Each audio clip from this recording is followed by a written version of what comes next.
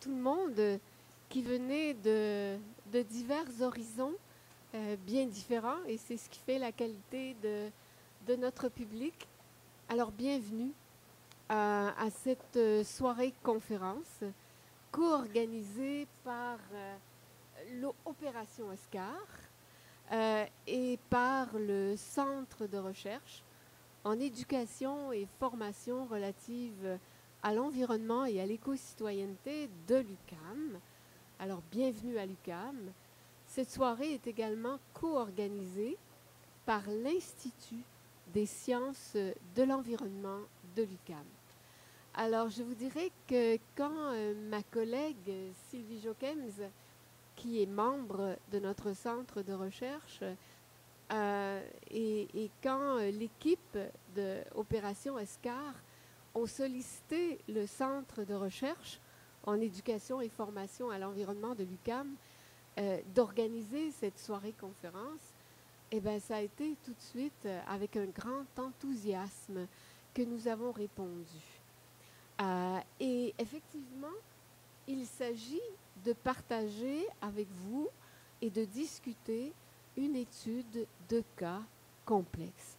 Et vous savez, quand on travaille en éducation et formation à l'environnement, eh bien, la question de l'appréhension de la complexité est un enjeu majeur. Les questions environnementales, les questions vives sont d'une grande complexité qu'il importe d'apprendre à appréhender ensemble, collectivement, de nos divers horizons d'expérience et de savoir. Alors, on était intéressé aussi parce que l'étude de cas est une stratégie intéressante en éducation et formation à l'environnement et que cette étude de cas en particulier va nous permettre de saisir les liens étroits entre les dimensions écologiques, sociales, économiques, politiques d'une telle problématique. Alors, ça, évidemment, c'était d'un intérêt majeur. Et aussi, ce qui nous a intéressé, c'est la transférabilité du savoir construit autour de la problématique des sargasses à des problématiques plus proches de nous au Québec. Alors, c'est ainsi que demain, je l'annonce tout de suite, vous aurez sans doute un grand intérêt à la soirée conférence de ce soir. Si vous avez envie de poursuivre, ben, dès demain, nous poursuivons avec un séminaire scientifique avec Jean-Philippe Maréchal et aussi d'autres scientifiques de divers horizons de l'UQAM. Et nous poursuivons demain après-midi dans ce même complexe des sciences avec un séminaire qui portera sur d'autres aspects de la problématique de l'échouage des sargasses. Alors, ma collègue Sylvie Jochems va animer cette soirée et c'est avec un immense plaisir que nous entendrons les différents participants. Soyez assurés que nous avons prévu un moment de discussion avec vous, cher public. Bonsoir à tous et à toutes. Mon nom est Sylvie Jochems. Je suis professeure à l'École de travail social de l'UQAM et je suis membre du Centraire, comme Lucie vient de le mentionner. Merci beaucoup, Lucie, de nous accueillir au sein de cette organisation qui est vraiment importante dans ces temps contemporains où on a besoin d'engagement social et politique et citoyen, et, entre autres avec les scientifiques. Messieurs, dames, bonsoir, bienvenue. Nous sommes très heureux et heureuses de vous recevoir aujourd'hui au Cœur des sciences de l'UQAM. Alors voilà, donc je vous ai dit que je m'intéresse, que je suis en travail social et que je m'intéresse notamment à l'engagement social politique, à l'action communautaire, aux mouvements sociaux. Et l'engagement ce soir, oui. Donc je vous ai dit que je m'intéresse à l'engagement. Et ce soir, justement, nous avons une situation très intéressante, une étude de cas, en fait, qu'on va examiner avec vous, d'engagement. Il y a des sociologues qui ont dit, entre autres Jacques Hillon, qui ont dit Eh bien voilà, depuis les années 90, la figure du militant ou du militantisme n'est plus la seule figure, grande figure de l'engagement social et politique. Il y a maintenant différentes formes d'action collective, d'engagement social. Et un autre sociologue qui s'appelle Éric Neveu disait, lui, justement, qu'il y aurait possiblement une troisième génération d'engagement, de formes d'engagement social et politique, qui notamment se déclinerait sous trois dimensions. D'abord, une première dimension qui est celle de l'internationalisation. L'internationalisation à l'heure où, justement, les mouvements sociaux font face à des problèmes qui dépassent les frontières nationales, mais aussi qu'on a besoin de collaborer, de s'allier, d'être solidaire d'un pays à l'autre. Alors, voilà. La deuxième dimension de cette nouvelle génération d'engagement est celle d'inclure maintenant l'expertise, une expertise scientifique, une expertise juridique. On a besoin de gens qui s'y connaissent pour faire front, aller devant les tribunaux. On a besoin d'arguments scientifiques pour faire valoir nos points de vue, notamment sur la question environnementale. On a besoin de gens qui s'y connaissent en informatique pour pouvoir aussi se transposer dans l'univers du web et se faire connaître. Et une troisième dimension qui caractérise cet engagement citoyen, c'est cette dimension du travail symbolique. Le travail symbolique, c'est celui qui permet de mettre en scène, de raconter des histoires, raconter l'histoire des citoyens et des citoyennes qui vivent des situations dramatiques, problématiques, et des histoires de citoyens et des citoyennes qui s'engagent, entre autres, pour la question éco-citoyenne. Alors, ce soir, nous avons un cas de figure assez exemplaire, qui est celui où, justement, avec l'opération Oscar et avec cette conférence, nous allons pouvoir déployer ou découvrir certaines collaborations, oui, ponctuelles, mais aussi qui se développent dans le temps, à moyen et à long terme, assurément. Ce sont des collaborations internationales. Et ce soir, nous avons le plaisir d'accueillir 2 étudiantes de l'UQAM à la maîtrise en géographie. Ryan Roumigueres, voilà, qui est de Guadeloupe, pardon, et qui étudie en gestion des risques, et Noémie Rupert, qui est de Martinique et qui étudie, elle, en aménagement du territoire. Toutes deux sont aussi très engagées dans une association étudiants qui sont ici représentés aussi, je pense. Voilà, bienvenue. Ça nous fait plaisir de vous avoir et de pouvoir partager, de discuter par la suite avec vous aussi sur cette question des sargasses, de l'échouage des sargasses. Et nous avons aussi l'honneur d'accueillir M. Jean-Philippe Marichal, et oui, qui est biologiste en biologie marine, spécialisé en biologie marine, et qui nous vient de Martinique, qui travaille en Martinique, en Guadeloupe, qui a des collaborations internationales, et qui, notamment, est celui qui va développer, qui va nous introduire à l'état des connaissances sur la problématique de l'échouage des sargasses. Et donc, entre autres expertises, il y a aussi toute l'équipe d'Opération Oscar qui témoigne de la collaboration d'une mise en commun d'expertises variées. D'abord un pilote, des pilotes par la suite, une mécanicienne, et voilà, où elle est, Laurie? Elle est derrière là-bas. Ah oui. Il y a des gestionnaires de vol, il y a des gestionnaires, des citoyens qui ont toutes sortes de compétences très spécialisées qui vont pouvoir permettre de mettre sur pied tout un dispositif de collecte de données adapté à cette question de scientifique sur l'échouage des sargasses. Mais il y a aussi tout ce travail symbolique qui est important de mentionner, puisqu'il faut porter et diffuser ces nouvelles connaissances si l'on souhaite contribuer à un changement écosocial et éco-citoyen. Autrement dit, cette argumentation scientifique se fera valoir dans un espace public par la médiatisation. L'engagement de Mario Cyr, qui est ici présent, qui est connu au Québec et ailleurs comme le Spielberg québécois des océans. C'est pas moi qui le dis, c'est TVA ce matin. qui contribue personnellement et de façon citoyenne, mais aussi qui apporte son expertise à la scénarisation, le captage des informations visuelles pour pouvoir porter justement dans l'espace public de façon plus vulgarisée les connaissances scientifiques, mais aussi l'importance de cet engagement éco-citoyen qui se crée à travers l'opération Oscar. Alors voilà, je vous souhaite bonne soirée. Alors, nous allons commencer une petite entrevue avec ces dames.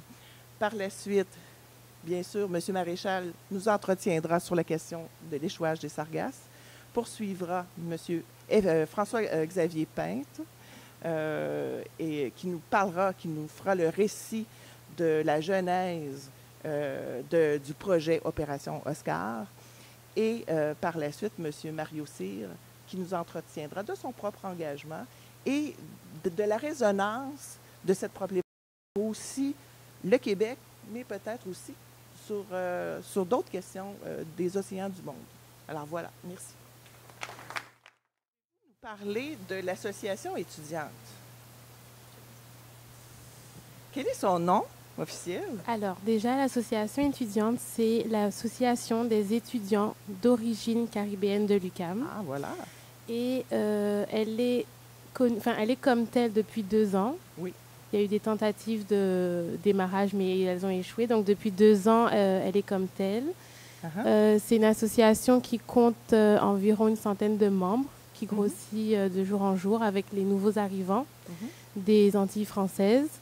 Et on a pour vocation, on fait des activités associatives, des activités d'engagement aussi humanitaire, festives aussi, et aussi des conférences comme maintenant qui nous concernent chez nous. Et donc, vous avez été témoin parce que vous habitez depuis combien de temps au Québec? Et vous retournez aussi régulièrement dans les Antilles? Oui, exact. En fait, Noémie et moi, on habite ici depuis environ 3 ans. On retourne assez régulièrement pour les vacances. Cet été, on était... Approche le micro, oui. Désolée. Cet été, on est retourné en Guadeloupe et en Martinique. Vous avez été témoin de l'échouage des sargasses? Oui, exact. Moi, je m'en suis vraiment rendu compte cet été.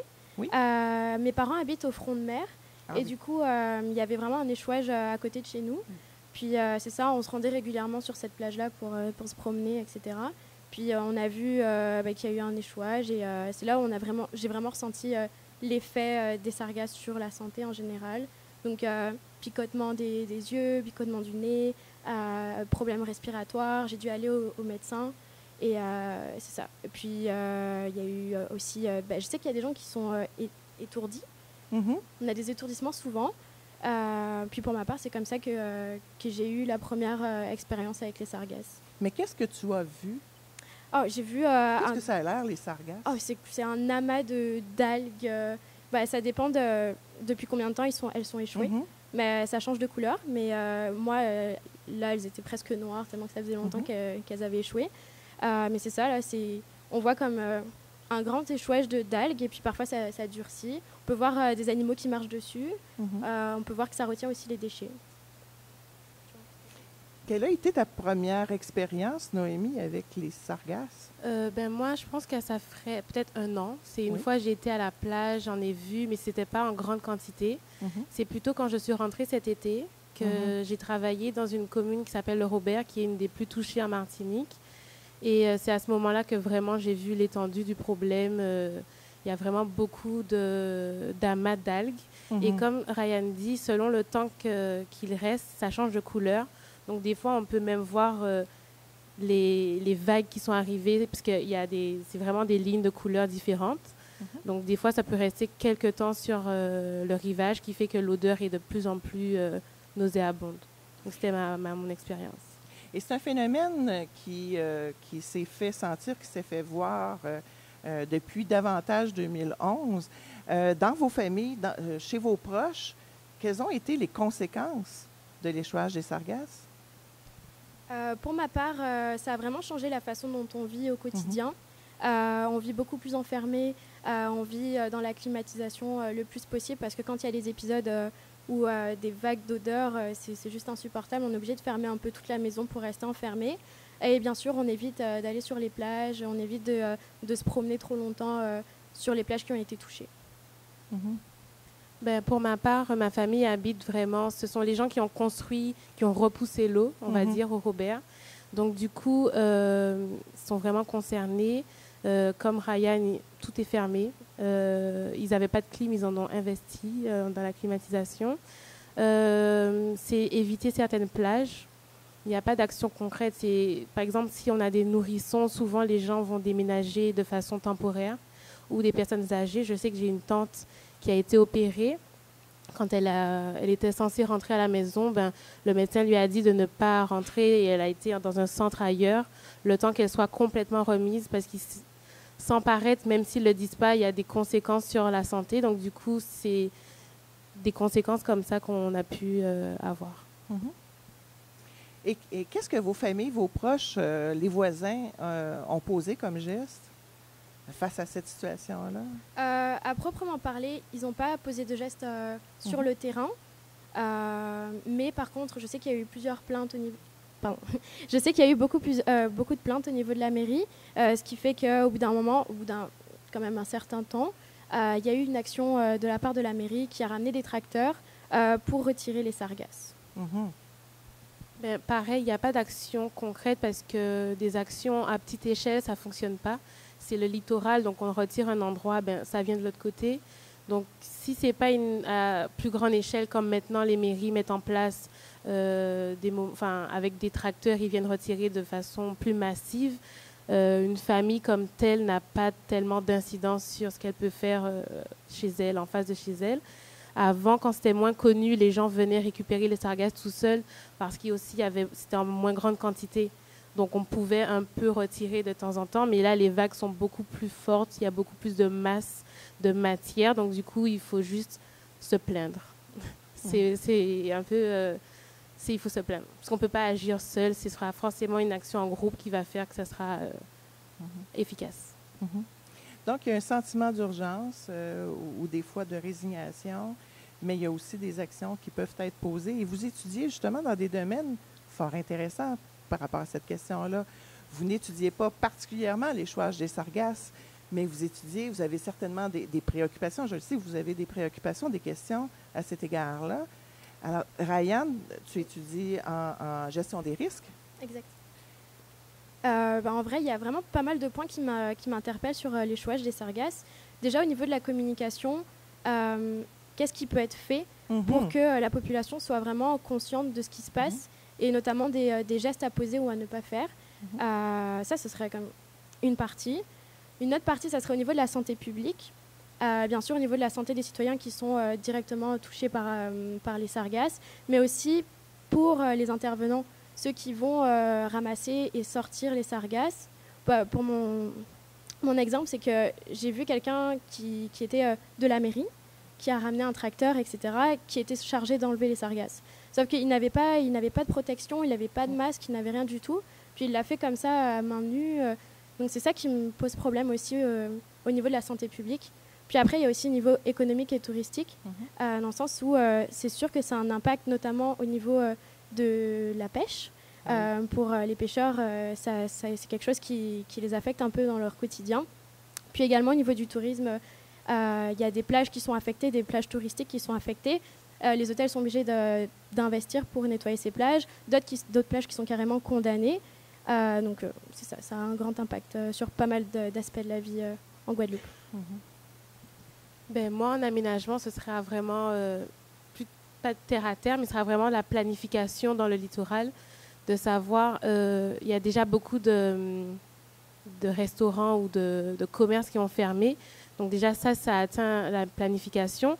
Donc ceux qui avaient pour projet de construire les plans d'aménagement qu'on n'est pas au courant qu'il y avait des complexes hôteliers, de savoir est-ce que c'est toujours poursuivi, est-ce qu'il y a des lois, par exemple, on sait que il y a une loi qui interdit de construire 50 pages géométriques, par exemple.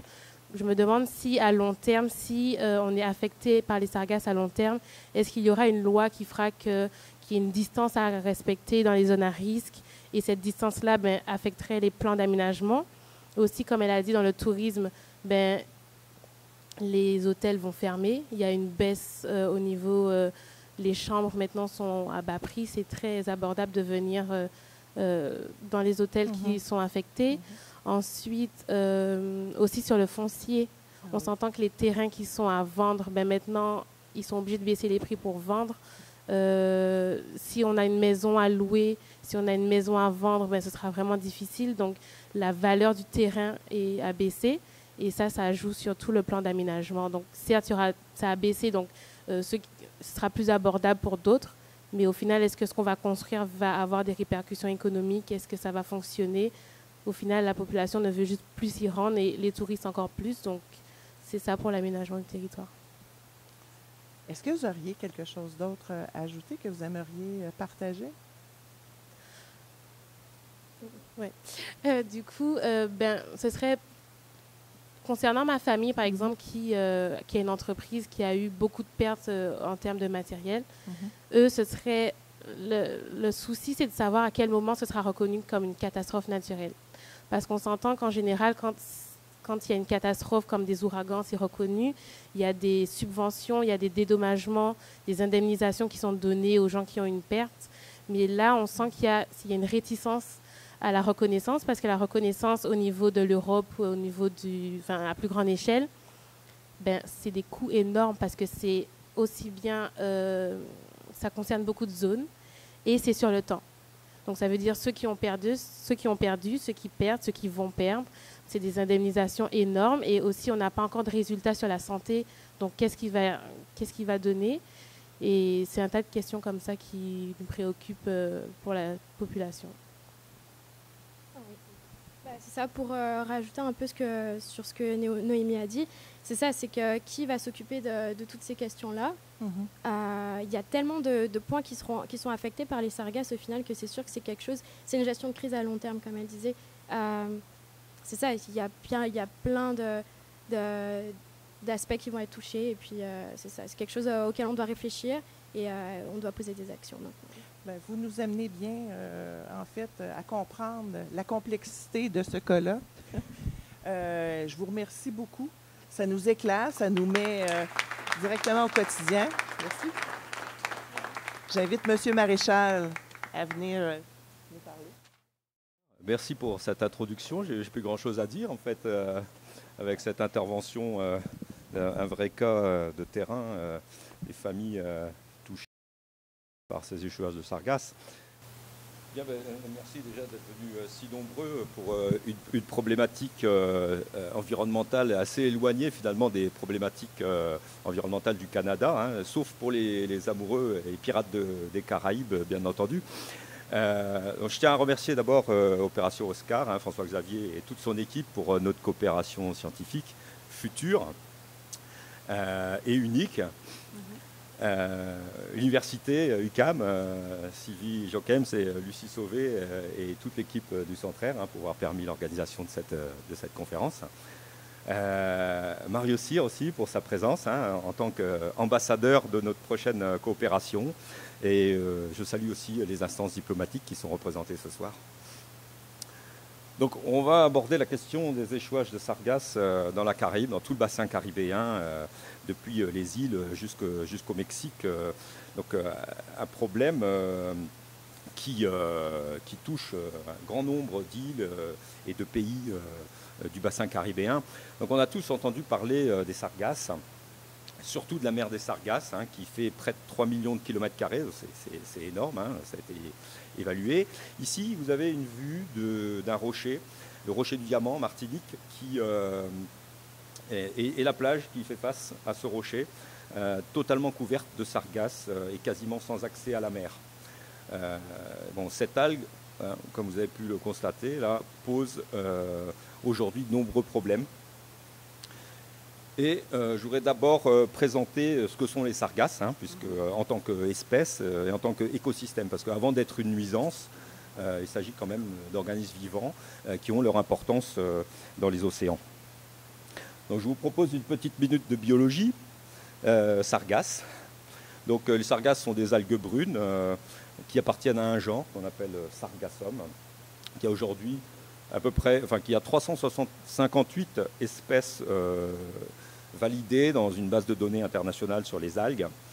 Et la plupart de ces espèces de sargasses, en réalité, vivent attachées sur le fond de la mer avec des formes de crampons. Donc, elles se développent sur des substrats durs.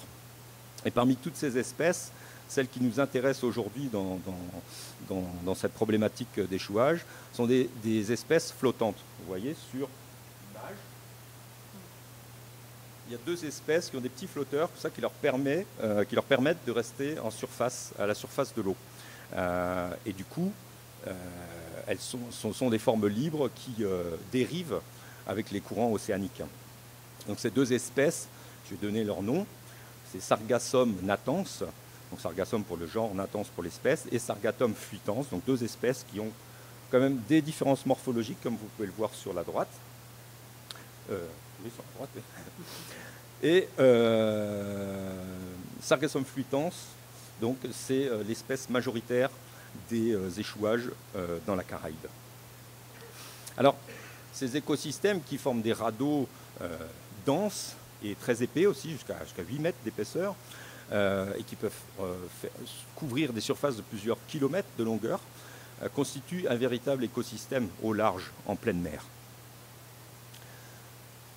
Sous ces sargasses, c'est toute une chaîne alimentaire qui s'installe, hein, sous ces grands radeaux flottants, depuis les producteurs primaires, c'est-à-dire les végétaux qui utilisent la lumière pour réaliser de la photosynthèse, jusqu'aux grands prédateurs. Donc, ici, vous avez un exemple avec une dorade coryphène très prisée par les pêcheurs. Donc, c'est un habitat essentiel pour de nombreux poissons qui vont utiliser ces radeaux pour y déposer leurs œufs, par exemple. Enfin, on trouve des communautés biologiques relativement complexes, avec des espèces qui sont inféodées à cet environnement, ces espèces qui ne vivent que dans les sargasses, ce qu'on appelle des espèces endémiques des sargasses.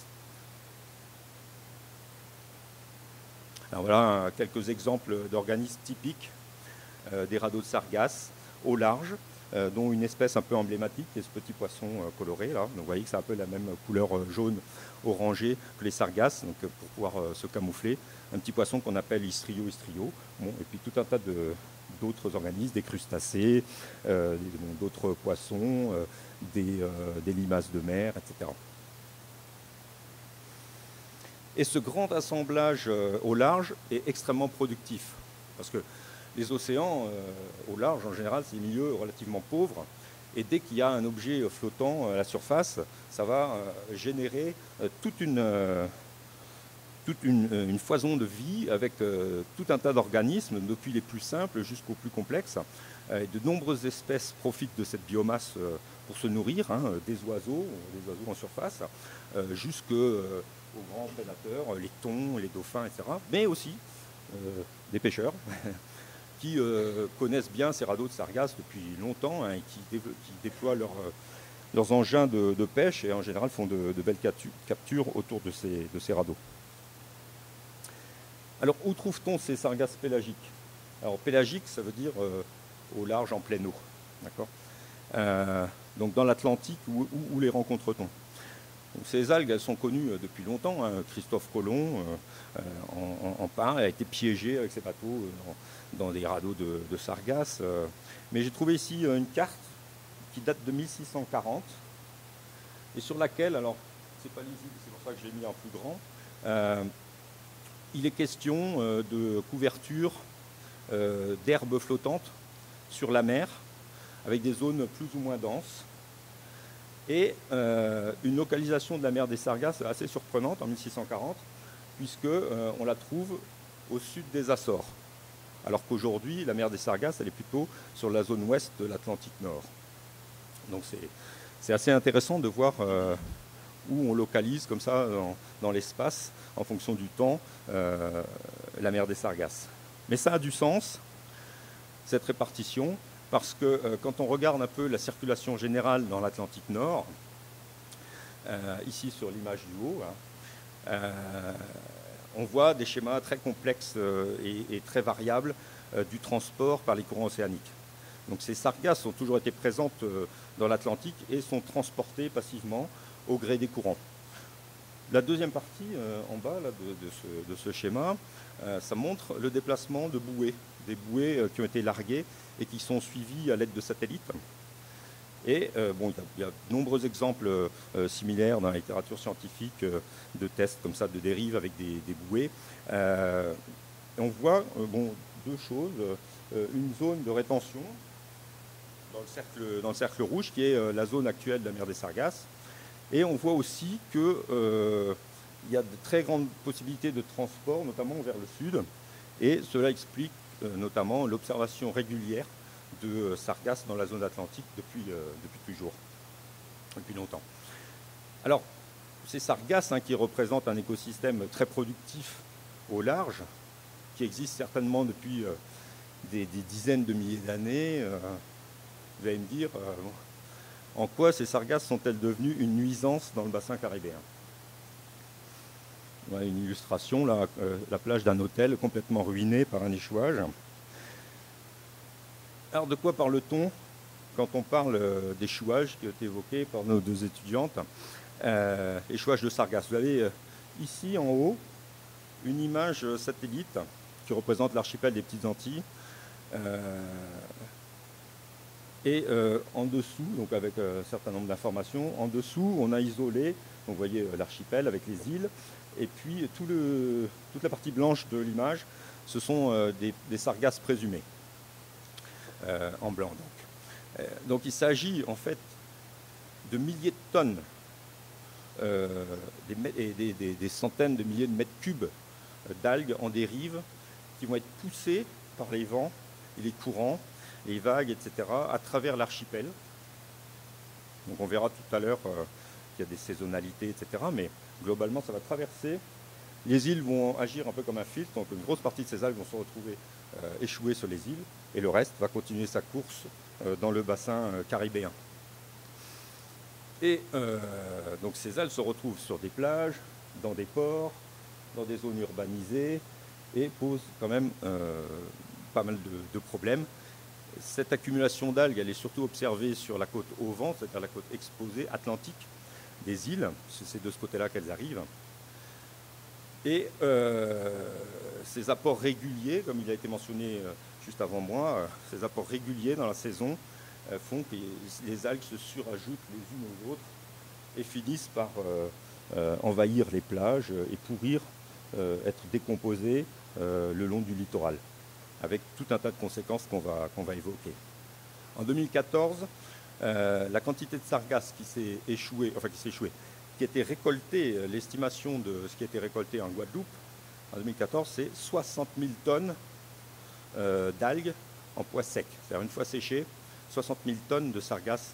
Donc c'est l'équivalent de ce qui se passe en une année sur les côtes de France avec les algues vertes, par exemple. Donc c'est énorme. Sachant qu'on récolte à peu près 10 à 20% de ce qui s'échoue, pour vous donner la dimension du problème. Alors dans ce contexte qui se met en place en 2011, et de façon quasi récurrente jusqu'à aujourd'hui, ça a des conséquences importantes dans les îles, des conséquences essentiellement environnementales, économiques et sanitaires. Donc on l'a vu avec des dégagements de gaz toxiques. Les algues en soi ne sont pas toxiques, ce sont des organismes non toxiques, mais c'est leur pourrissement, leur dégradation par les bactéries qui va générer des gaz qui vont poser des problèmes sanitaires, des problèmes de santé auprès des populations riveraines. Donc les autorités locales, les services déconcentrés de l'État, les populations à l'échelle des Petites Antilles et de tout le bassin caribéen ont été un peu déconcertés par ces arrivages, cette apparition subite en 2011 d'un phénomène nouveau. Et forcément, comme on a pu le voir, la réactivité de ces populations a été un petit peu désordonnée et ce n'est pas fait de façon très cohérente et réfléchie. Et il fallait agir dans l'urgence. C'est un problème de crise environnementale, donc d'urgence. Et il a été défini trois thèmes principaux, trois thèmes d'intérêt et d'investigation pour essayer de comprendre un peu le phénomène et trouver des solutions à cette gestion de crise. Donc, premièrement, des systèmes de prévision et d'alerte, comment on peut anticiper l'arrivée des sargasses. Ensuite, comment on collecte ces algues. On va voir que ce n'est pas si simple. Et puis, est-ce que utiliser cette biomasse et la valoriser pour développer des activités économiques dans les îles. Réagir dans l'urgence, du coup, je disais, dans un contexte de diversité de faciès littoraux, ça rend la tâche de collecte extrêmement complexe. On a des plages, on a des zones portuaires, on a des zones littorales fortement urbanisées, avec des maisons en bordure de mer, des baies qui sont inaccessibles, des baies semi-fermées qui font des zones de rétention, etc. Et puis, on a aussi des écosystèmes littoraux qui sont très sensibles, notamment à l'érosion du trait de côte. C'est une grosse problématique dans les îles. Puis on a des sites qui sont sensibles aussi parce que c'est des sites de ponte des tortues marines. Donc il faut faire attention à ce qu'on fait, notamment quand on essaie de collecter ces algues. Alors on va parler d'impact environnemental avec la dégradation des milieux côtiers. On va parler d'impact sanitaire sur la santé publique et d'impact économique et touristique sur les activités de tourisme, les activités de pêche, les fréquentations des plages et toutes les activités qui gravitent autour de cette utilisation de l'espace naturel. Alors, les impacts environnementaux, ça concerne essentiellement la zone littorale, et notamment la qualité du littoral dans les zones urbanisées. Ça concerne les plages qui deviennent infréquentables. Ça concerne les écosystèmes comme les herbiers, par exemple, qui se dégradent très rapidement à cause de cette accumulation de sargasses au-dessus des zones d'herbiers, très proches des côtes. Et puis ça tue aussi toute la faune qui est associée, les oursins, etc. Des problèmes aussi sur les mangroves, pour lesquels l'impact est très très difficile à évaluer, difficile d'accès, etc. Par contre, pour ce qui concerne les récifs coralliens, pour le coup, sont un petit peu épargnés, parce qu'étant un peu plus au large, la problématique d'échouage, d'accumulation, c'est vraiment sur la zone littorale. Donc là, vous voyez par exemple la succession qui avait été mentionnée juste avant moi, d'algues en décomposition avancée, en début de décomposition, donc plutôt marron, et puis des algues fraîches qui arrivent derrière, et qui sont poussées dans une petite baie comme ça fermée, et qui ne peuvent pas repartir. On a très peu de marées aux Antilles, 50 cm, donc ça ne permet pas de venir à bout de l'évacuation naturelle des sargasses. Et puis, une fois que ces sargasses sont accumulées, qu'elles ne peuvent pas repartir, surtout sur la côte atlantique.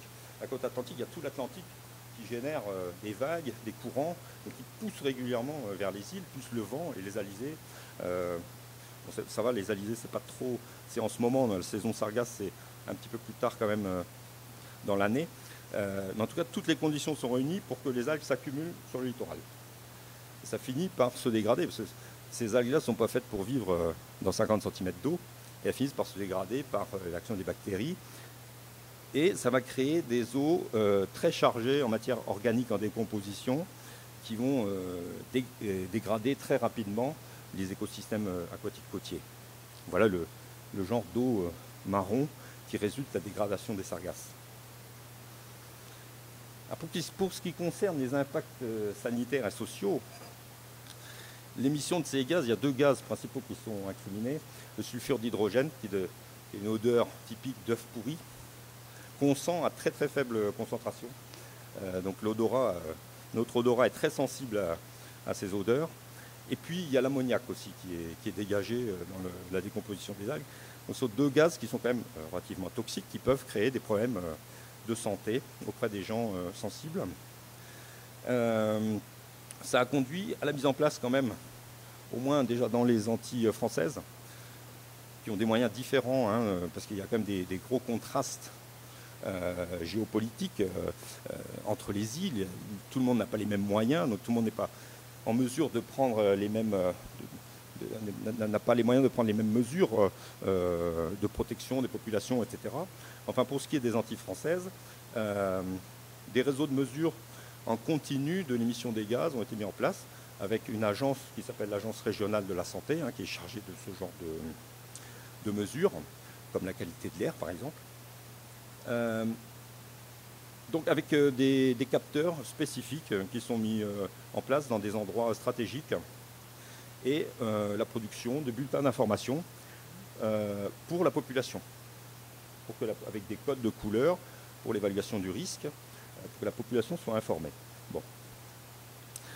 Il y a aussi des réseaux de médecins qui ont été mis en place pour répertorier tous les cas qui pourraient être liés à une intoxication aux émanations qui proviendraient des algues en décomposition. Alors ça dit, jusqu'à aujourd'hui, toutes les mesures qui ont été faites sont en dessous de 5 parties par million. Alors bon, c'est une mesure codifiée, donc toutes les mesures qui ont été faites aux Antilles sont sous ce seuil, donc ne sont pas censées engendrer des conséquences graves sur la santé. Les conséquences graves sur la santé, vraiment, commencent, selon les médecins, selon les analyses relatives à ces deux gaz, à peu près à 50, donc soit 10 fois plus en termes de concentration. Mais il faut garder en tête quand même que ces populations riveraines sont exposées de façon chronique dans le temps. C'est un processus, ces échouages durent de plus en plus longtemps maintenant au cours de l'année, donc ils sont confrontés, exposés sur de longues périodes à l'émission de ces deux gaz, sur plusieurs mois. Et l'odeur qui est dégagée par ces algues finit par être très très très gênante, au point que certaines personnes sont obligées de quitter leur logement. Il y a eu, depuis 2011, comme ça fait 8 ans, 7 ans, il y a beaucoup de travaux quand même qui ont été réalisés, en tout cas à ma connaissance dans les Antilles françaises, et ces travaux qui ont été menés par les services de l'État en charge de l'environnement permettent d'élaborer par exemple des cartes d'impact pour évaluer les zones les plus sensibles afin de prendre les mesures nécessaires de suivi de ces échouages, de suivi d'émissions des gaz et de communication aussi avec les populations littorales. Il y a aussi de temps en temps des évaluations des zones sensibles ou les zones les plus fréquemment touchées par ces échouages avec des survols aériens, mais donc par les douanes françaises par exemple, par les avions ou les hélicoptères de la sécurité civile, mais ce sont des vols exceptionnels, épisodiques, s'il y a un arrivage qui a été détecté, etc. On prend des mesures comme celle-là, mais ce n'est pas fait de façon systématique. Et du coup, il n'y a pas d'acquisition de données systématiques pour travailler sur ces données et les exploiter de façon scientifique pour en tirer des conclusions, essayer d'aménager les réponses à ces échouages. Un autre type d'impact aussi, c'est l'impact psychosocial. Les populations riveraines sont très affectées par ces échouages. Il y a des fermetures d'écoles, un absentéisme aigu, les gens ne veulent plus mettre leurs enfants à l'école dans les zones qui sont fortement touchées. Des créations spontanées d'associations de riverains qui sont exposés à ces échouages, des pétitions, des collectifs, des mouvements sociaux. Une prise en compte aussi des personnes vulnérables, les enfants en bas âge, les personnes âgées, etc. Et avec quand même un mécontentement de la population face à la réactivité des autorités, des collectivités locales qui sont chargées, qui sont censées être chargées de régler ce problème, d'évacuer les algues, de les collecter, etc., pour que la population n'ait pas à subir ces problèmes environnementaux. Et puis, il y a un impact aussi médiatique, avec un relais en boucle dans les médias locaux et nationaux, avec des grands titres toujours plus alarmants les uns que les autres, comme vous pouvez voir ici sur les images, qui freinent un peu beaucoup de secteurs économiques et le secteur touristique. Donc ça, c'est vraiment un impact médiatique auprès de la population et auprès de la population touristique aussi, des personnes qui planifient des voyages chez nous. Et un dernier impact, encore, ça fait beaucoup d'impact, mais c'est une réalité, l'impact économique et touristique. Alors, bon, ici, cette yole de pêche est un peu envahie par les sargasses.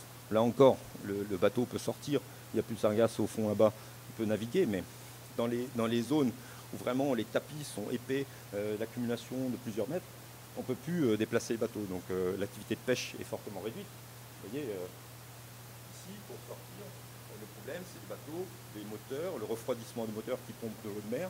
Ils pompent des algues au lieu de pomper de l'eau de mer. Les moteurs, ça abîme les moteurs, etc. Bon. Et puis, voilà, ça impacte forcément le tourisme aussi. Ces pauvres deux touristes là, qui voulaient profiter de la plage se retrouvent derrière une dune de sargasses. Bon, là, elles sont assez hautes sur la plage, donc elles vont sécher. Ça ne doit pas sentir trop mauvais, mais quand même. Donc, dans tout ce contexte d'échouage assez énorme, la priorité, ça a été, au cours des années, d'enlever ces amas d'algues au plus vite, avant qu'elles se décomposent, pour éviter les émanations de gaz. Mais aussi, le problème, c'est qu'après, une fois qu'on les a collectés, il faut les stocker. Il faut les stocker quelque part. Donc il a fallu mettre en place et tester des méthodes, des protocoles dans tous les territoires pour trouver un peu les moyens de collecte innovants et adaptés aux différentes configurations des sites touchés que je vous ai montré avant. Donc la collecte a été envisagée en mer avec différents moyens, c'est-à-dire empêcher les algues de s'échouer. Bon, ça c'est difficile. Bon, la collecte à terre, là, forcément, une fois que c'est échoué, trouver des techniques efficaces et respectueuses de l'environnement, on va voir que ça pose pas mal de problèmes. Les problèmes ensuite de stockage et de transport. Où est-ce qu'on va stocker, sur quel terrain on va stocker ces tonnes d'algues? Ça pose vraiment des questions fondamentales aux communes, aux maires, pour mettre à disposition des terrains, etc. On va voir qu'il y a d'autres problèmes qui se surajoutent à ça. Puis ensuite, bon, une réflexion quand même sur la préparation à la valorisation. Parce qu'avec tous ces tractopelles qui sont utilisés, etc., on prend 50% d'algues, 50% de sable. Donc on dénature les plages, on détruit les nids de tortues, le produit sargasse ne peut pas être exploité directement, il y a beaucoup d'eau aussi qui est transportée, enfin beaucoup de problèmes. Et puis on verra aussi que malheureusement cette biomasse d'algues elle est contaminée aussi par un certain nombre de choses qui ne sont pas très bonnes pour l'environnement.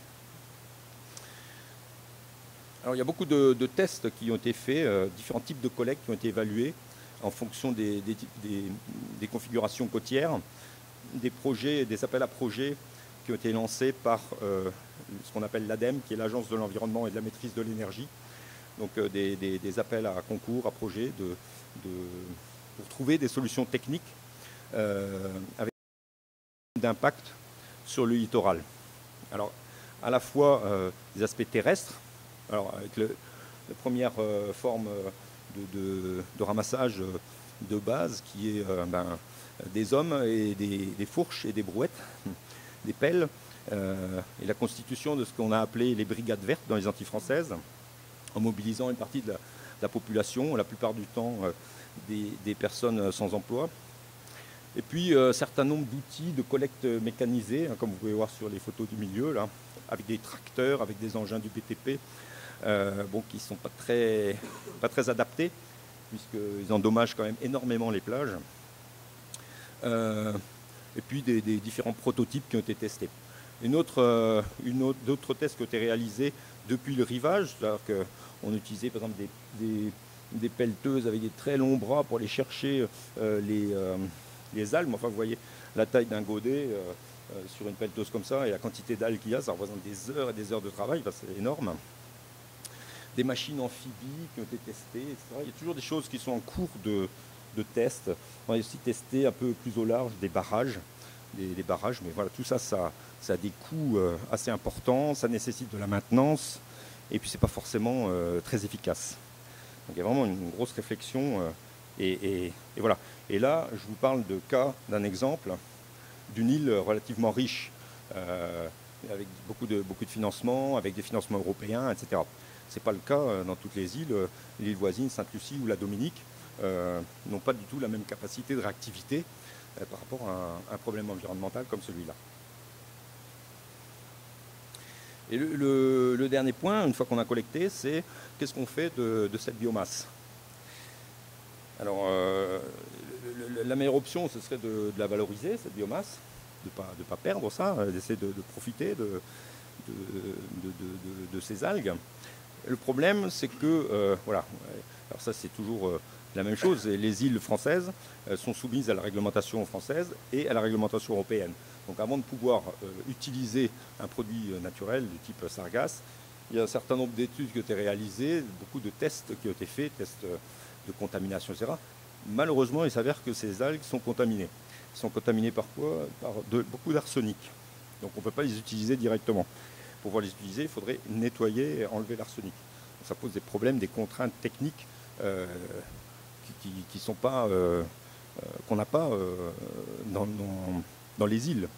Et puis, il y a d'autres problèmes. Une fois que ces algues arrivent sur la côte, elles sont contaminées, notamment dans nos îles, par la chlordécone. La chlordécone qui est un pesticide qui a été utilisé pendant des années dans les plantations de bananes, qui ont contaminé tous les sols et toute la zone côtière. Donc quand les algues sont en contact avec les boues dans les fonds de baie, elles sont également contaminées par la chlordécone. Et puis, il y a d'autres métaux lourds. Il y a un projet en cours pour essayer d'évaluer un petit peu ces niveaux de contamination. Du coup, je vous parlais de stockage tout à l'heure.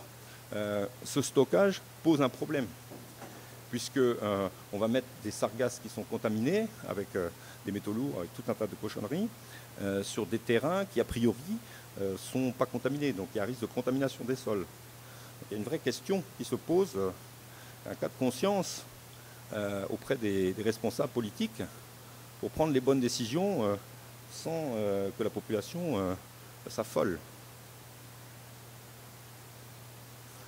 Il y a des possibilités de valorisation. Ce n'est pas un super candidat, la sargasse. Ce n'est pas la meilleure algue à valoriser. C'est très fibreux, c'est pas très intéressant. Mais cela dit, bon, on peut essayer quand même de valoriser cette biomasse en faisant du compost, en faisant du biofuel, en faisant des bioplastiques, d'alimentation animale, des charbons actifs. Alors il y a plein d'idées qui émergent. Mais moi, par exemple, de temps en temps, j'ai des industriels qui m'appellent et puis qui me disent bon, c'est intéressant votre affaire de sargasse, là, nous on a des procédés, etc. On peut faire des choses. Est-ce que vous pouvez me garantir qu'il y aura des sargasses toutes les années? Je fais non, monsieur, non, je ne peux pas vous garantir que vous aurez de la matière première toutes les années. Donc, du coup, ça freine aussi les investissements d'industriels qui pourraient développer des choses. Ce qui fait que ces sargasses deviennent une activité annexe d'autres activités industrielles ou de recyclage ou quoi que ce soit, à cause de cet approvisionnement incertain. Donc voilà, finalement, peu d'investissement dans les capacités de traitement de cette biomasse. Donc dans ce contexte, j'ai essayé de décrire rapidement, enfin rapidement non, 30 minutes déjà, quelles conclusions on tire face aux influx massifs de sargasses dans les Petites Antilles après 8 ans, avec 8 ans de recul. Alors, bon, c'est un phénomène variable, mais a priori pérenne, hein, presque chaque année. On a des problèmes, avec une forte variabilité spatio-temporelle, quantitative et qualitative des arrivages. Ça, c'est imprévisible. Enfin, imprévisible. On ne peut pas identifier quel site va être touché plus qu'un autre, c'est très difficile. Un grand nombre de sites touchés lors des pics d'échouage.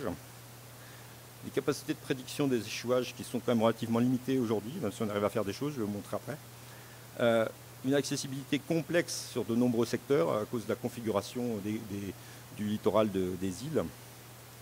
Des modalités d'intervention mécanisées aujourd'hui utilisées qui sont non durables, qu'on ne peut pas continuer à utiliser des tractopelles, on détruit les plages. Et un cadre économique contraint, comme je viens de l'expliquer, et avec aussi des impératifs de maîtrise des coûts, parce que tout ce qui est mécanique, etc. dans les îles, c'est importé. Il n'y a pas de fabrication. C'est des équipements qui coûtent plusieurs centaines de milliers d'euros pour certains types de systèmes mécanisés, voire des millions d'euros. Il y a des propositions de projets 1,5 million, 2 millions d'euros pour mettre en place des systèmes qui finalement vont pouvoir traiter seulement une partie limitée des échouages. Il y a vraiment une réflexion politique à avoir sur les investissements d'argent public dans des équipements pour essayer de gérer ce problème. Alors bon, ça c'est trop petit, vous ne pouvez pas lire, mais voilà, avec toutes ces réflexions, en fonction du type de côte, en fonction du type d'équipement, etc., il y a des différents tableaux qui ont été faits par les collectivités, par les services de l'État, pour essayer d'orienter les communes, notamment pour prendre les bonnes décisions, pour pouvoir gérer ce problème. Alors, on va parler un petit peu recherche maintenant, qui est plus mon cœur d'activité. Dans ce contexte global de crise environnementale et sanitaire, quelles connaissances avons-nous vraiment de ce phénomène et dans quelle mesure la science, les activités de recherche peuvent aider à trouver des solutions pour amoindrir l'ensemble des effets actuels? C'est une question qu'on se pose. Alors, la première chose, c'est que les sargasses peuvent être vus de l'espace. On ne peut pas les voir arriver depuis les îles, c'est embêtant, avant qu'elles s'échouent, hein. Mais les satellites d'observation de la Terre, hein, qui photographient sans cesse la surface du globe, nous permettent, après quelques traitements des images brutes, hein, des données brutes, de pouvoir détecter les radeaux de sargasses flottants à la surface de la mer. Donc cet aspect des connaissances, c'est très intéressant parce que ça nous permet d'identifier et de localiser les bancs de sargasses en dérive, anticiper quand même les arrivages massifs et puis alerter les autorités locales en cas de fort risque d'échouage. Et l'analyse de ces données, de ces images, en combinaison avec nos connaissances des courants marins, c'est-à-dire le déplacement des masses d'eau dans les océans, ce sont deux éléments très importants pour développer des outils de prévision des échouages de sargasses. Il y a donc des satellites qui prennent régulièrement des images de la surface de la Terre, hein, et parmi eux, il y en a deux très importants, qui sont les satellites Terra et Aqua de la NASA, qui ont à bord un équipement particulier qui s'appelle un spectroradiomètre, qui permet d'enregistrer des informations spectrales à partir desquelles on peut isoler un signal qui va traduire la présence de sargasses ou d'autres sources végétales à la surface de la mer. Ces deux satellites-là couvrent toute la surface de la Terre en un jour. Donc c'est-à-dire qu'on a plusieurs images par jour. Ces signaux sargasses, ils sont déduits d'indices spécifiques qu'on utilise pour traiter les données. Ce sont des algorithmes mathématiques qui sont développés spécifiquement pour identifier les caractéristiques, des caractéristiques particulières à la surface de l'océan. C'est le cas de cet indice qu'on appelle AFAI, qui est en français un indice alternatif pour les algues flottantes, qui va permettre d'identifier plusieurs types de signaux d'origine végétale, donc les sargasses, mais aussi les algues vertes, et puis ce qu'on appelle aussi des blooms de cyanobactéries, on va pas en parler. Et donc, il y a d'autres critères qui sont nécessaires à prendre en compte, qu'il faut prendre en compte concernant la caractérisation des bancs de sargasses, à savoir la forme des radeaux, leur persistance dans le temps, et puis la période de l'année aussi. Donc la combinaison de toutes ces informations nous permet d'identifier des radeaux de sargasses. Je vais vous montrer tout de suite. Alors, avant, il y a quand même un certain nombre de limites, hein. Les satellites, ça ne permet pas de répondre à tout. Les nuages sont une première contrainte. Donc vous voyez, la première image, une forte couverture nuageuse. Donc sur l'interprétation des données, tout est noir, on ne voit rien. La réflexion du soleil à la surface de l'océan, pareil, la réflexion limite la capacité d'analyse des images, on ne voit rien non plus. Et puis on a un tas de faux signaux aussi, dus au petit fond autour des îles, aux zones d'eutrophisation, au caractère montagneux des îles volcaniques. Voilà. Donc puis ces problèmes sont communs à tous les satellites qui enregistrent des données spectrales. Donc il y a quand même pas mal de limites. Il y a plein de sources de satellites qui sont exploitables. Satellites américains, les satellites de la série Sentinel, qui sont des satellites européens. Toutes ces images-là sont mises à disposition par les agences spatiales, sont mises à disposition gratuitement. Donc c'est intéressant de développer des programmes autour de ces sources. Et chaque satellite va avoir ses caractéristiques propres. Des satellites qui couvrent des très grandes surfaces comme MODIS. Des satellites qui ont des résolutions beaucoup plus fines. MODIS, ça permet de faire des produits à 1 km de résolution, donc c'est assez grossier, c'est moyenne résolution, on parle. Des satellites qui permettent d'avoir des images avec une résolution de 10 mètres, donc c'est très intéressant, mais qui ont une surface, une fauchée au niveau de la surface terrestre qui est très réduite. Donc voilà. Avec tous ces satellites, l'idée c'est de développer des produits qui vont faire appel à une synergie de tous ces capteurs pour avoir la meilleure résolution possible. Donc qu'est-ce que ça donne par exemple sur l'image MODIS? Là c'est une image recomposée en couleur réelle, on va dire. C'est du 21 mai 2015. Vous voyez que bon, on distingue les îles, on voit beaucoup de nuages, le continent sud-américain. Quand on applique ces algorithmes spécifiques, voilà, on voit des traînées là sur bleu-vert qui correspondent en fait, vu la forme des signaux, qui correspondent à de la sargasse. Voilà la situation qu'on avait au 25 février de cette année. Tout le monde a eu très peur. Et il y avait de quoi, parce que c'était l'année la pire.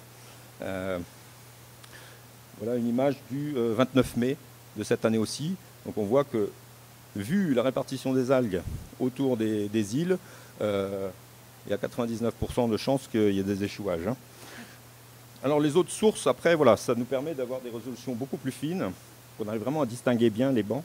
Ça, c'est Sentinelle, mais voilà, vous voyez, la taille de l'image est beaucoup plus réduite. Donc si on travaille à une échelle plus réduite, à l'échelle des îles, Sentinelle, ça peut être très intéressant. Mais voilà, le Sentinelle passe tous les 5 jours, donc c'est moins intéressant.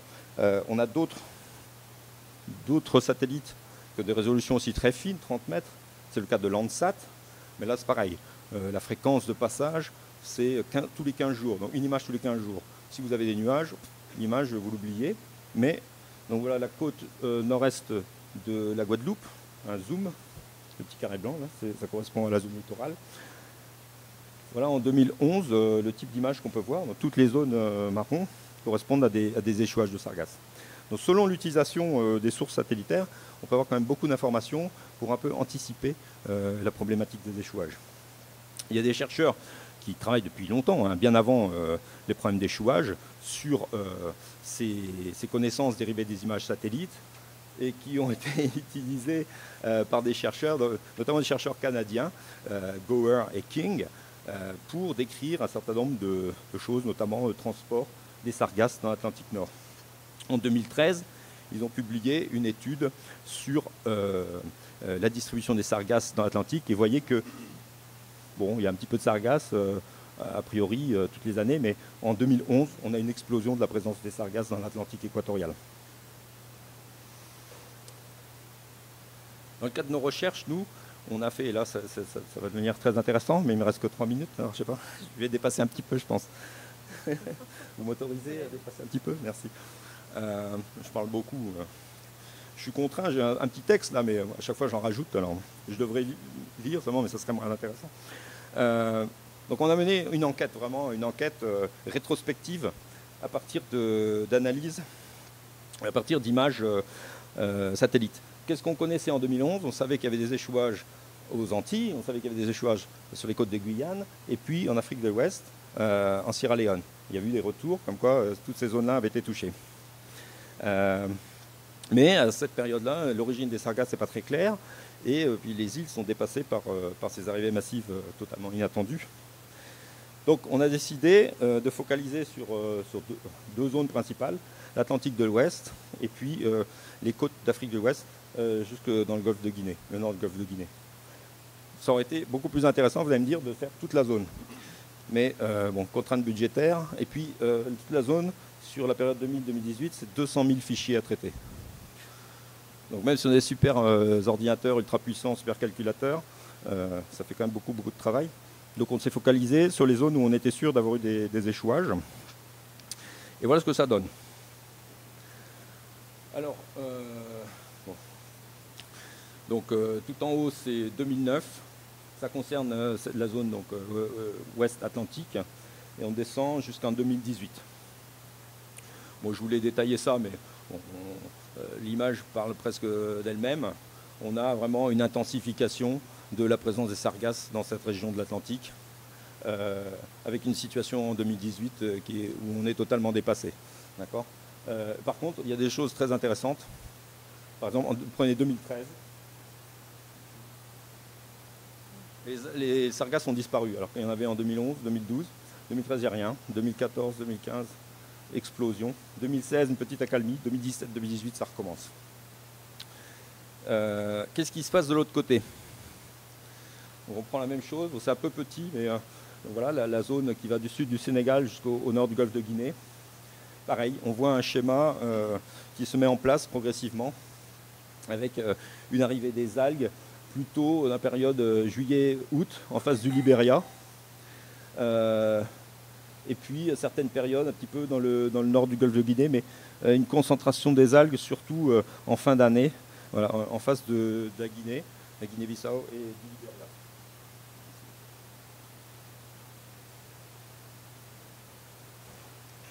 Ce qui est intéressant alors, maintenant qu'on a la distribution spatio-temporelle des sargasses dans l'Atlantique équatorial, c'est d'essayer de relier cette distribution aux grands courants océaniques. Pour essayer de décrire les schémas de circulation des sargasses sur une année. On ne va pas décrire ça. Celui-là encore moins. Je vous passe toutes les analyses de courantologie, les modélisations qu'on a faites, qui ont été utilisées pour essayer de combiner les données de courantologie avec les données spatio-temporelles des sargasses au cours des années. Je vais vous montrer juste les résultats de la proposition de circulation qu'on a faite de ces sargasses avec les aspects saisonniers, etc. Parce qu'on s'embrouille vite quand on parle de ces choses-là. Parce qu'on a des branches sud des courants nord équatoriaux, les branches nord des courants sud équatoriaux, les contre-courants nord équatoriaux. Bref, hein, on va passer, hein, parce qu'on ne va pas s'en sortir sinon. Ce qu'il faut savoir, c'est que voilà, on a une grande boucle qui tourne comme ça au milieu de l'Atlantique. Le courant du haut va d'est en ouest. Au sud, ça va pareil d'est en ouest. Au milieu, ça tourne et à une certaine période de l'année, on a un gros courant qui repart de l'ouest vers les côtes africaines. C'est ce qu'on appelle le contre-courant nord-équatorial. C'est très important de retenir parce qu'il charrie énormément de sargasses vers les côtes africaines en fait. Donc, qu'est-ce qu'on a pu conclure de toutes ces études qu'on a faites? Alors, bon, pour ne pas m'embrouiller, je vais lire un petit peu, hein, parce que...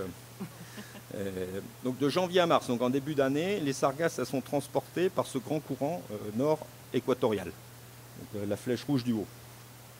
Elles arrivent plein est, directement sur les îles, elles sont transportées d'est en ouest. Et on les voit sur les images satellites au-dessus de 10 degrés nord. La ligne noire, c'est l'équateur, et l'étoile noire, c'est la zone d'accumulation dont on va parler sur la 3e diapositive.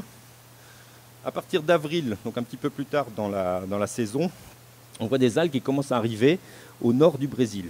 D'accord ? Bon, ok, on va juste retenir ça. Je passe vite. Ce qui est intéressant à partir de mai-juin, c'est qu'on a un gros courant circulaire qui se met en place au nord du Brésil, qui s'appelle la zone de rétroflexion nord-Brésil.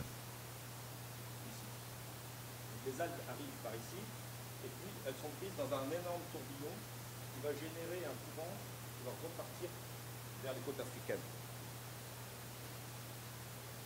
Donc en juillet-septembre, donc pendant toute cette partie, cette période, la plupart de ces algues ici vont vers le nord-ouest, donc touchent les Antilles. À partir de juillet-août, une grosse partie des algues qui sont présentes ici repartent vers l'est, en direction de l'Afrique. Et j'ai mis en superposition les images satellites les plus marquantes. On voit effectivement qu'on a une accumulation de sargasses dans cette région. Et puis en fin d'année, on retrouve un peu les mêmes schémas qu'en début d'année, avec une arrivée par l'ouest et puis un début de déplacement des sargasses vers l'ouest, vers l'est, par le sud. Ok. Il y a des travaux récents, il y a eu quelques analyses d'images qui étaient des analyses globales de l'Atlantique central équatorial qui ont été faites. Bon, il faut faire attention quand on voit ce genre d'image, on pourrait se dire ah oui, on a une grande ligne de sargasses là, qui va de l'Afrique jusque dans les Antilles, le bassin caribéen, etc. Mais voilà, ça s'est pris en août. Donc on a ce grand courant, ce contre-courant qui repart vers l'Afrique, c'est-à-dire que toutes ces algues là, en fait, cheminent tranquillement vers la zone d'accumulation aussi qu'on a pu sur les images. Celle-là part vers le nord, dans en général remontent un peu plus vers le nord. Il y a beaucoup moins d'échouage à partir d'octobre.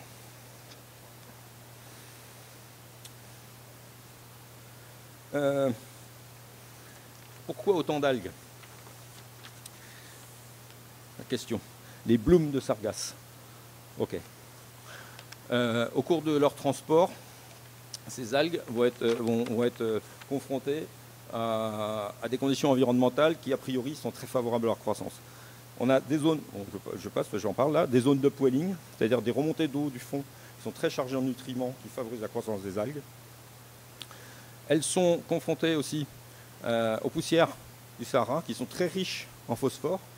Et voilà, hein, ça a été évalué, 180 millions de tonnes de poussière qui sont transportées par les vents du Sahara vers l'Amazonie, la zone Caraïbe, etc. Très riches en phosphore, donc qui se déposent à la surface de l'océan. Donc les sargasses sont probablement en contact avec des très fortes concentrations, enfin des concentrations favorables de phosphore, ça favorise la croissance. Beaucoup de gens veulent incriminer le Brésil dans cette histoire de sargasses en pointant du doigt le Brésil est responsable de ces blooms de sargasses. Bon, aujourd'hui, on n'a pas de preuves tangibles. Il n'y a pas eu vraiment de travaux qui ont été faits. La seule chose qu'on voit avec mes collègues de l'université South Florida, c'est que quand on superpose les zones d'accumulation de sargasses avec le panache de l'Amazone, donc en rouge en haut sont les accumulations de sargasses en mai, juin, juillet, août de 2015. En bas, toutes les couleurs vert, bleu, vert, etc., c'est le panache de l'Amazone. Ça s'étend très très loin au large. La seule chose qu'on peut dire, c'est que les sargasses, il y a une superposition temporelle, spatiale et temporelle, les sargasses et le panache de l'Amazone, les sargasses sont en contact avec les eaux d'Amazone. On sait que les eaux d'Amazone contiennent énormément de nutriments, etc. La question de l'arsenic que j'ai évoquée tout à l'heure, l'arsenic c'est très utilisé dans les mines d'or. Donc il se pourrait que l'Amazone contamine aussi les sargasses avant qu'elles arrivent dans les Antilles. Mais il y a tout un tas de travail à faire sur ces questions-là. Donc pour essayer de conclure rapidement, parce que c'est quand même c'est ce point-là en fait qui est le plus important. Parce que c'est l'origine de notre future collaboration avec Opération Oscar. Donc, si vous voulez bien m'accorder 5 minutes, je ne vous ennuie pas trop. Ça va? Désolé, je suis très mauvais présentateur. Non, ça va très bien. On a travaillé sur les modèles. Une question fondamentale, c'est aidez-nous à anticiper les arrivées de sargasses pour qu'on puisse réagir quand même et se préparer, au moins préparer les équipes techniques, les matériels, etc., pour réagir rapidement et que la population souffre le moins possible de ces problèmes d'échouage. Donc on a travaillé sur des outils de prédiction pour arriver à des sortes de cartes d'évaluation du risque qui sont produites quotidiennement avec des bulletins hebdomadaires, choses comme ça, qui permettent de combiner à la fois les données de détection, de localisation des sargasses et les données de courantologie, qui sont des données assez... Parce que dès qu'on s'approche des îles, ça devient très compliqué, mais enfin, avec ces simples outils, et l'objectif de cet article qu'on a publié, c'était justement de développer pour l'ensemble des îles une méthodologie relativement fiable, simple et efficace pour faire de la prédiction. Avec ces outils-là, on arrive à peu près à 62% de fiabilité en termes de risque d'échouage. Donc c'est plutôt pas mal en utilisant des trucs très simples. On peut facilement avoir les coordonnées GPS des bancs, la distance à la côte, les vitesses de déplacement, des courants, donc des dates d'observation et faire, en mixant tout ça, une sorte d'évaluation du risque pour prévenir les populations et lancer des alertes en fait, auprès des autorités locales pour qu'elles puissent prendre les mesures nécessaires. Voilà, donc le genre de bulletin qui a été produit. Ces méthodologies qu'on a développées maintenant elles sont reprises par des bureaux d'études dans le cadre de marchés publics pour faire exactement le même travail. Mais ce sont des outils quand même relativement de résolution moyenne, relativement grossiers on peut dire, qui nécessitent beaucoup plus de précision pour les modèles de prédiction. Parce qu'on nous demande de prédire des échouages à l'échelle de sites particuliers d'une commune, etc. Aujourd'hui, on n'a pas les moyens de le faire. Donc, quelles conclusions et perspectives?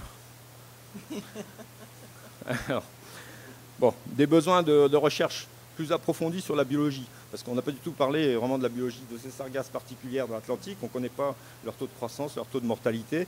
Et ça, c'est des données fondamentales, biologiques, qu'il faut intégrer dans les modèles, parce qu'on ne sait pas ce qui se passe dans les zones d'accumulation, parce qu'il y a une forte croissance, une forte mortalité, etc. Donc il y a vraiment des travaux à faire là-dessus pour intégrer ces données dans les modèles. Nécessité d'une coopération régionale, internationale, parce que c'est un problème qui touche tout le bassin caribéen, y compris nos amis d'Afrique de l'Ouest. Donc forcément, il y a une nécessité de coopération scientifique et d'échange aussi d'expérience autour des capacités de traitement et de gestion d'un problème environnemental comme celui-là. L'amélioration des outils de prédiction, comme je viens de le dire, hein, et de dérive. Donc là, l'idée, c'est au même titre qu'on fait une météo des cyclones pour la région Caraïbes, l'idée, ce serait d'évoluer vers une météo des sargasses. Et c'est tout là l'intérêt de notre coopération avec l'organisation Opération Oscar, adossée aussi à un programme dédié à cette problématique qu'on a avec l'Agence spatiale européenne. Et puis, améliorer les méthodes de collecte, hein, qui doivent être plus respectueuses de l'environnement. Et puis, sur la question des valorisations, quelle capacité de décontamination des algues on peut trouver, quels débouchés économiques locaux. C'est tout un tas de questions en suspens, mais auxquelles les gens réfléchissent. Et pour terminer, non vraiment, voilà, c'est pour introduire hein, vraiment l'objectif de notre coopération, ce qu'on va faire. Donc c'est vraiment la mise à disposition de moyens aériens, donc une première mission aéroportée d'acquisition de données scientifiques sur les sargasses pendant 2 à 3 mois, et en étant basé en Martinique. Donc l'objectif, c'est vraiment d'élaborer une base de données sur les sargasses dans la zone Antilles, de la Martinique jusqu'à la Barbade. On va couvrir toute cette zone avec les carrés, hein, pour travailler sur la géolocalisation des radeaux en temps réel, travailler sur la forme des bancs, sur leur dislocation, sur leur agrégation en fonction des conditions météo, des conditions de mer. Donc, constituer vraiment une grosse base de données qui fera l'objet d'un traitement statistique très poussé après, pour qu'on puisse intégrer ces nouvelles informations dans les modèles de dérive et améliorer comment dire, voilà, réduire les fenêtres d'incertitude temporelle et spatiale liées au déplacement de ces sargasses. Donc acquisition de données multispectrales, je vais parler, c'est un peu la même chose que les satellites, sauf que là, on va voler en dessous des nuages, donc on aura beaucoup moins de contraintes pour l'interprétation des images. Ça servira aussi à valider les données des satellites et à améliorer les systèmes de prédiction de dérive en corrigeant les modèles. Voilà, donc voilà, ça c'est la zone. Mais bon, mon collègue. Merci. Merci. Bonsoir à tous. Donc, je vous remercie tous d'être ici, présents ce soir au Centraire, à l'UQAM.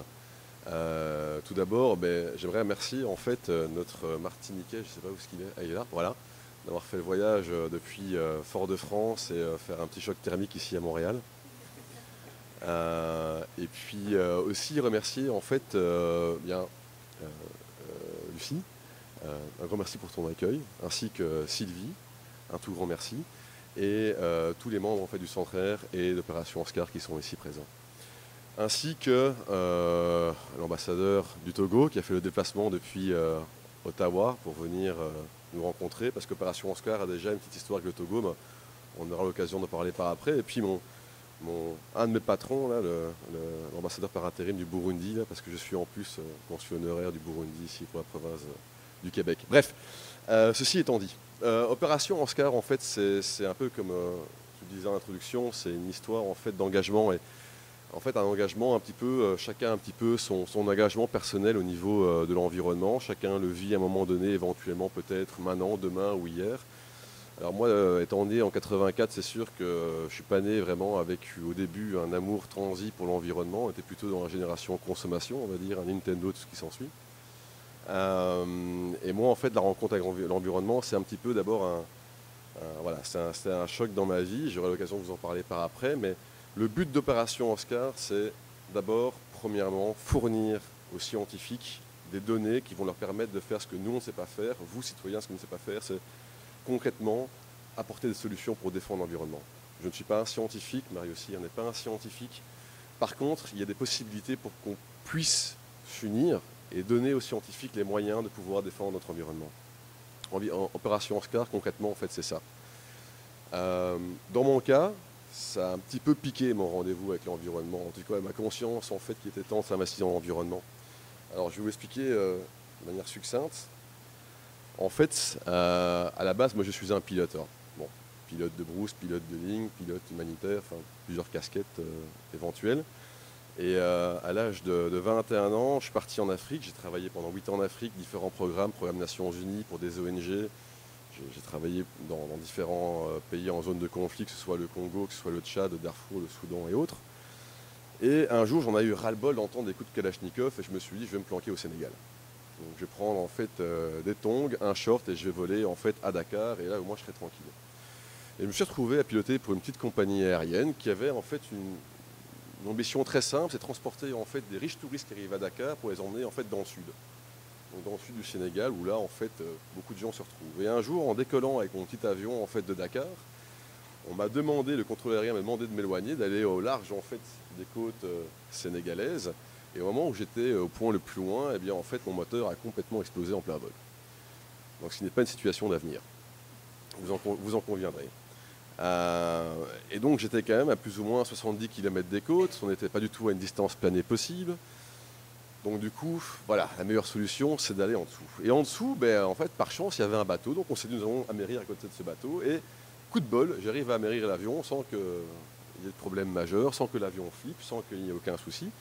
Et on a réussi à évacuer les enfants et le père de famille de l'avion sans aucun problème. Le problème, par contre, c'est que le bateau, nous ayant vu, a décidé de faire demi-tour. Pas très sympa. En fait, ce bateau est un bateau chinois en pêche illégale dans les eaux sénégalaises. Donc il n'avait pas trop envie de se retrouver avec des naufragés en pleine mer et devoir justifier sa présence dans le quartier. Donc nous sommes restés naufragés et nous avons été... C'est vrai ? Oui, exactement. Oui, non, mais très sympathique le monsieur qui était le commandant de ce bateau. Et donc nous nous sommes retrouvés à être naufragés pendant de très très longues minutes, 2 enfants, un de 4 ans, un de 7 ans, le père de famille. D'ailleurs, je tiens à dire que j'ai été halluciné par le comportement héroïque du père ce jour-là. Toutefois, bon voilà, le temps devient long, nous avons des jets de sauvetage, il y a 1,5 mètre de houle, donc votre tête apparaît, votre tête disparaît, votre tête apparaît, votre tête disparaît. C'est pas très sympathique non plus. Il y a un moment, au large, on voit en fait des pirogues sénégalaises, et ces pilotes sénégalaises que vous voyez ici, en fait, ont fait une petite pêche miraculeuse, parce qu'en fait, ils ont récupéré un pilote avec ses galons, un père de famille et 2 enfants. Bref, ceci étant dit, ils nous ont ramenés sur les côtes, et j'ai décidé de m'intéresser un petit peu aux pêcheurs sénégalais et un petit peu à cette histoire de bateaux en fait chinois en zone, en situation illégale qui nous avaient complètement laissés pour morts. Et donc j'ai décidé de vivre avec les Sénégalais pêcheurs en fait dans leur village pendant près d'une semaine. Et pendant une semaine, j'ai découvert une chose, c'est que ces pêcheurs sénégalais n'ont plus de quoi manger. Ils n'ont plus rien. Ils sont en train complètement en fait de disparaître au niveau culturel et au niveau économique. Pourquoi ? Parce que vous avez en fait les pêcheurs, la pêche illégale, qui génère actuellement une surpêche dans, excusez-moi, là je vais changer de slide, voilà, qui génère une surpêche au niveau de l'Afrique de l'Ouest et du golfe de Guinée. Et donc ces pêcheurs sénégalais, en fait, comme ils n'ont plus de moyens en fait de pêcher, de s'alimenter et concrètement de vivre, qu'est-ce qu'ils font ? Ben, en fait, ils quittent les villages, ils vont dans la capitale, Dakar, ils vont donc alimenter en fait malheureusement et malgré eux en fait les bidonvilles, ils vont essayer de se trouver des petits boulots. Eh bien, malheureusement, les petits boulots, en fait, n'étant pas de très bonnes conditions, parce qu'on peut éventuellement parler de prostitution et d'autres choses, eh bien, ils décident, en fait, de prendre la route du Nord, de croire en des fausses promesses, et au final, d'aller mourir, en fait, éventuellement dans la mer Méditerranée pour rejoindre l'Europe. Donc, vous comprenez bien qu'au final, cette surpêche génère quelque chose d'absolument scandaleux, et ça a été mon contact, qui était un peu douloureux, vous en conviendrez, avec les changements climatiques et tout du moins en tout cas la disparition de la biodiversité. Donc suite à ça, j'ai quand même essayé de me changer un petit peu les idées, de reprendre un avion. Je suis parti en fait voler en Norvège, où là, j'étais pilote pour des missions scientifiques. Mais je restais avec dans ma tête l'esprit de vouloir, en fait, c'était très difficile de rester en vie, sauvé par des gens qui eux-mêmes étaient encore en train de mourir pour l'instant d'une situation qui continue. Et je volais pour une compagnie scientifique et je me suis dit, mais il serait intéressant pour récupérer ces avions scientifiques et de les mettre à disposition d'un continent qui actuellement se fait complètement piller. Et là, je me suis dit, mais ok, bon, je suis pilote, je ne suis pas trop bête, j'ai une bonne expérience, donc comment est-ce qu'on peut arriver à réaliser ce petit miracle? Et j'ai mis cette idée-là, en fait, en construction dans ma tête. J'ai rencontré, en fait, différents scientifiques, j'ai parlé avec différentes personnes. Le temps passe, et entre-temps, je suis arrivé au Québec suite à un mariage. Ceci n'est pas dans l'histoire, mais en fait, il fallait que j'explique comment je suis arrivé au Québec quand même. Voilà. En arrivant ici au Québec, certains ici d'entre vous me connaissent, j'ai volé pour une très bonne compagnie qui s'appelle Pascal. Ensuite, j'ai rejoint les rangs de Air Canada Express. Et à un moment, je me suis dit, ça suffit, il faut que je quitte cette vie un petit peu loin de mes tracas, on va dire un petit peu existentiels, et loin de mes pêcheurs sénégalais, et on va essayer de trouver une solution. Et donc, je me suis dit, ok, bon, achetons un avion. Pour acheter un avion et faire de la collecte de données, c'est bien beau, mais il faut de l'argent. Puis aussi, il faut un avion qui répond à certaines caractéristiques opérationnelles. Je dirais pas de bêtises, parce qu'il y a beaucoup de pilotes ici dans la salle aujourd'hui. Voilà. Alors, le problème des avions, si vous voulez en fait collecter des données, c'est que vous devez d'abord être approuvé par Transport Canada. Nous en avons un ici qui est derrière. Alors c'est bien beau d'acheter un avion. Alors vous avez ici des avions en fait basic que vous pouvez acheter pour 400 000 $, mais il faut savoir que pour le modifier en avion en fait scientifique, ça vous coûtera 300 000 $ parce que Transport Canada exigera en fait des vérifications par ingénieur et par d'autres. Enfin voilà. Donc, et ils ont raison parce qu'on ne fait pas des trous comme ça de manière improvisée dans un avion. Donc, au final, vous avez, pour un petit avion, vous devez investir minimum 800 000 $. Mais le problème, c'est qu'un avion comme celui-ci, en fait, est limité par sa géographie parce qu'il vole avec un carburant qui est de l'Avgaz. Beaucoup d'entre vous ne connaissent pas l'Avgaz, mais en fait, l'Avgaz, c'est un carburant qu'on ne trouve quasiment qu'en Europe et en Amérique du Nord. Dès que vous quittez, en fait, l'hémisphère nord, vous n'en avez plus, donc l'avion devient complètement inutile. Le plan B serait éventuellement de fonctionner avec un avion, en fait, qui est un avion de type turboprop, donc des avions à turbine, à hélice, qui eux volent au kérosène, mais là on est directement minimum dans les 2 millions à l'achat, sans la modification pour modification scientifique validée par Transport Canada. Donc on tourne dans les 2,6 millions au minimum. Donc là encore, comment est-ce qu'on pourrait arriver à faire une participation citoyenne envers les scientifiques ou envers une situation environnementale si on parle d'un tel montant financier? C'est quasiment impossible, ou alors il faut s'appeler Spielberg. Hein?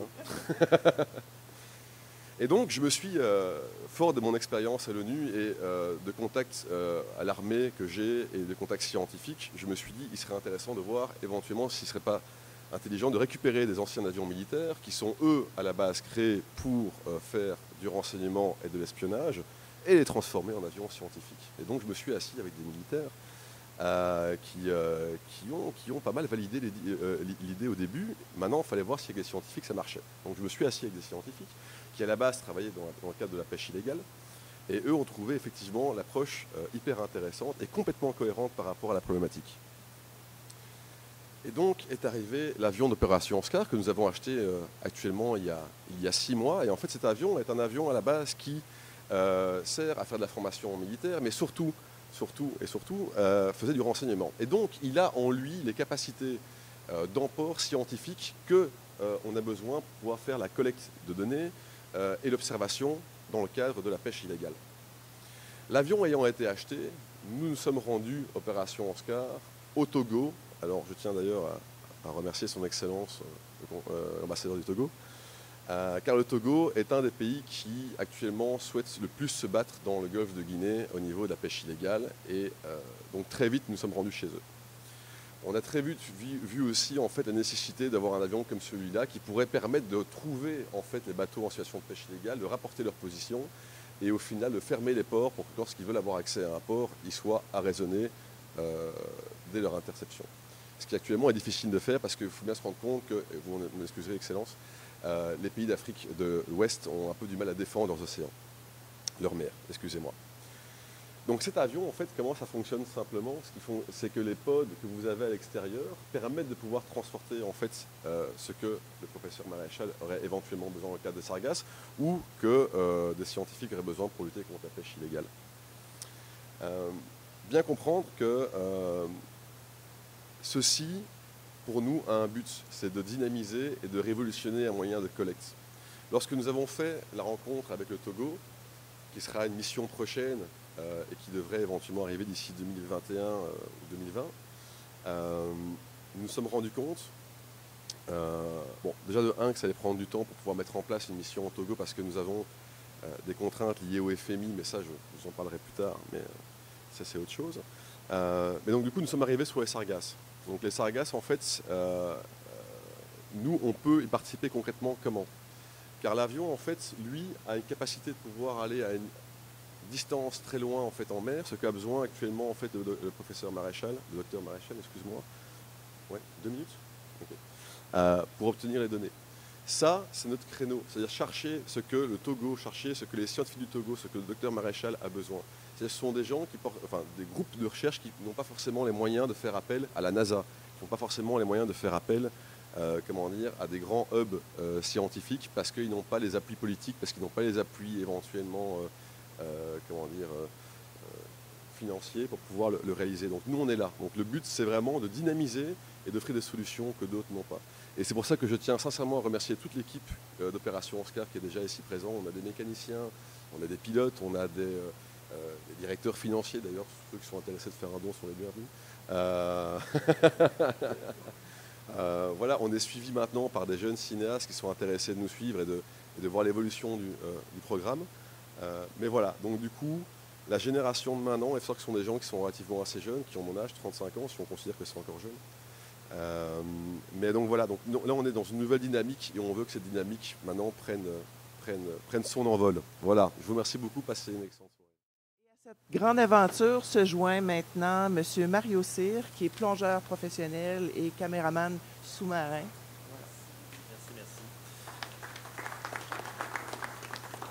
Merci, bonsoir tout le monde. Je vais être vraiment bref parce que moi je suis le petit dernier en fin de compte qui arrive dans l'équipe Oscar. Et bon, ça fait longtemps que je roule ma bosse au niveau de la plongée, au niveau de la prise d'image. J'ai commencé à plonger à l'âge de 16 ans et j'arrive à 60. Donc ça va être près de 44 ans de plongée dans une soixantaine de pays différents. Puis à chaque année, bon, parce que justement, bon, je donne des conférences et que je dirais que je roule ma bosse un peu à gauche et à droite, on me présente plein de projets. Et quand François-Xavier m'a rencontré pour bien sûr me présenter ce projet-là, mais ça m'a accroché.